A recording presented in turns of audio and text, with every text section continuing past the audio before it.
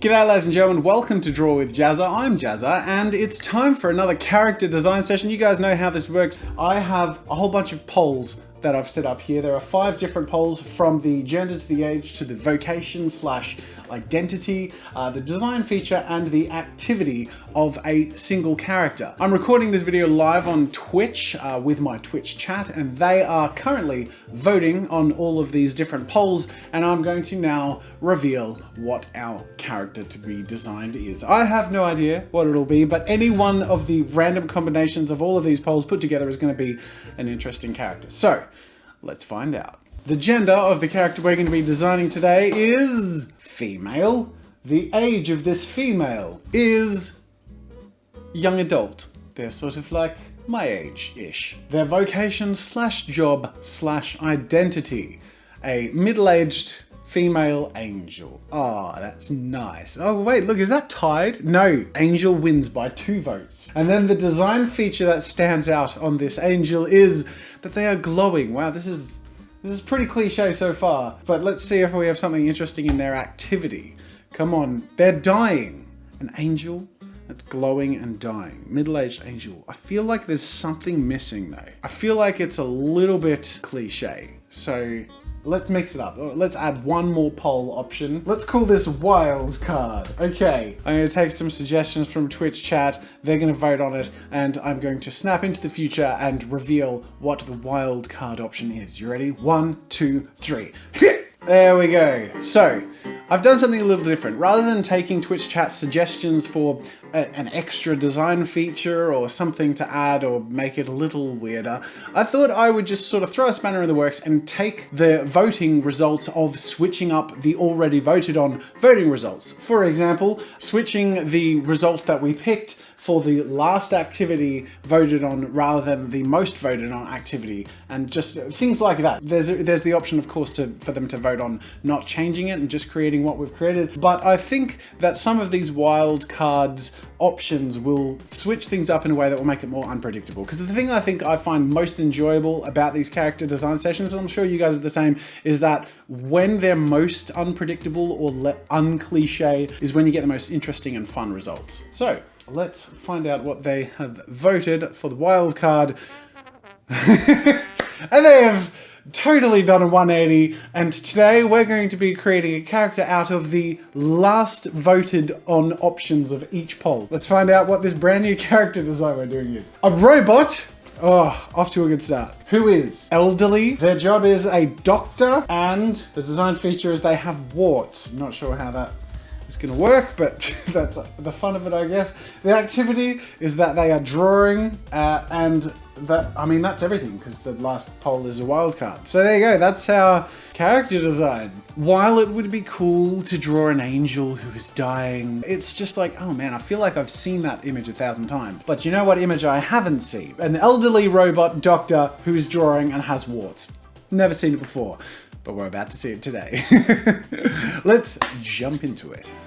Let's start off by brainstorm sketching a bunch of robot heads, trying to make a silhouette with a lot of character while playing around with features that would help make the robot look a bit old. I found that having a separate lower jaw on a hinge made the robot design look more aged and added a lot of charm, and I also played with ways that I could give the robot some warts and make him look like a doctor. To make him look like a doctor was fairly straightforward, and I liked the idea of having that cliche doctor reflector circle thing on his head, but as a satellite dish instead of a reflector.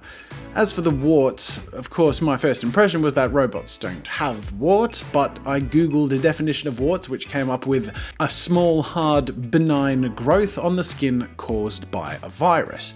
Now, figuring that robots can get viruses too, I thought it'd be interesting if the warts were sort of bolts and rivets that the robot had put in random places on himself to hold himself together, due to a virus that was maybe getting him to act erratically and constantly break apart as he stumbles into things.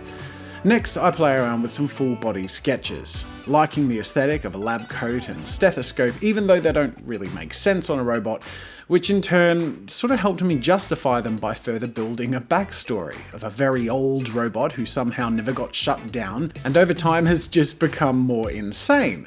Perhaps his former job was as a repair bot or something, but due to the virus and his degradation, he believes he is meant to repair humans. Therefore, he's assumed the identity of a rogue doctor, donning the appropriate attire and charging into operating rooms ready to perform complicated procedures. Now that I feel like my robot doctor has really taken shape, both in concept design and his story, it's time to move on to a polished illustration, starting off with very light sketching of the basic geometry of the robot figure interacting with a nervous patient on an examination table. I move on to the refined sketching to shape the silhouette and all the fun details that bring the character to life, from the dislodged wires and bolts to some improvised additions like a cracked eye and a charming bow tie. After all, it is important to dress for the job you want, not the job you have. Even if you're a robot, and that means performing unexpected procedures. As long as you're wearing the appropriate attire, then surely people won't question you. And then it's time for the line work, going through the whole piece in a 0.2 fine liner as carefully as possible, and then later moving on to adding the colours and textures that would bring the piece to life.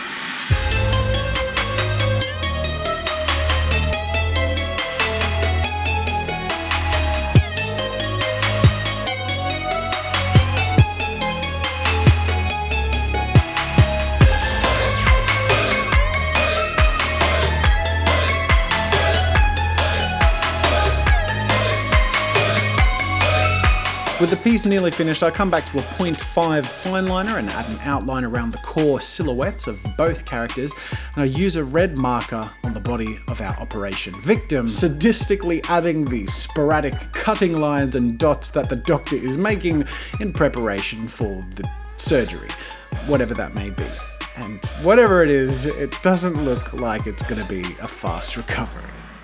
So there we have it, ladies and gentlemen. This is the finished result, the unexpected twist from my initial voting results. We went with the opposite and went with the least voted on things.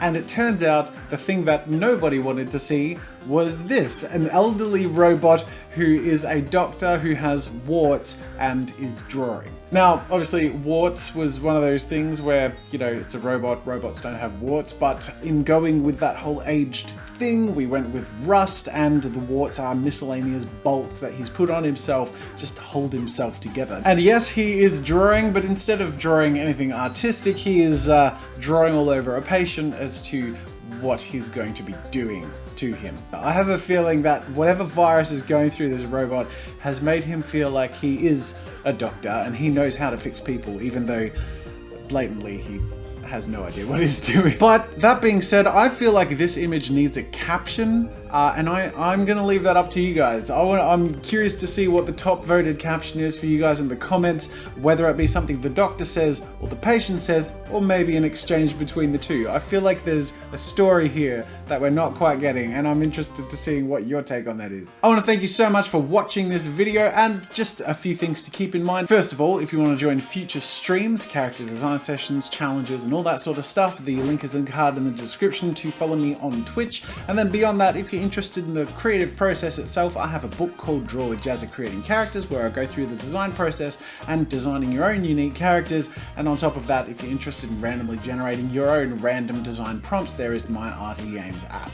That is available on the JAZZA'Studios.com shop. But last but not least, I'm going to make this thing a print on my art shop. So if you want to get this for yourself in high resolution, you can put it on your wall or on your desk or whatever it is, and you could even write your own little caption on there if you find this picture appealing. I'm really happy with how it turned out, and I'm personally glad we went in this direction rather than the first batch of voting results. It just felt a little bit too dry. We've done angels before and everything felt really generic, and by flipping it on its head, I feel like we got something that's a lot more fun and a little more unpredictable.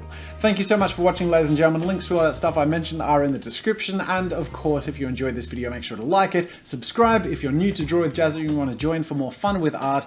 That's it for now, and until next time, I'll see you later. Make sure to subscribe to my channel to see more of my videos. And while you're at it, check out my shop where I sell ebooks, brushes, photo references, video courses, and more. There's another video you might enjoy from my channel over there, and you can also check out my behind the scenes daily vlog channel, Daily Jazza. That's it for now, and until next time, I'll see you later.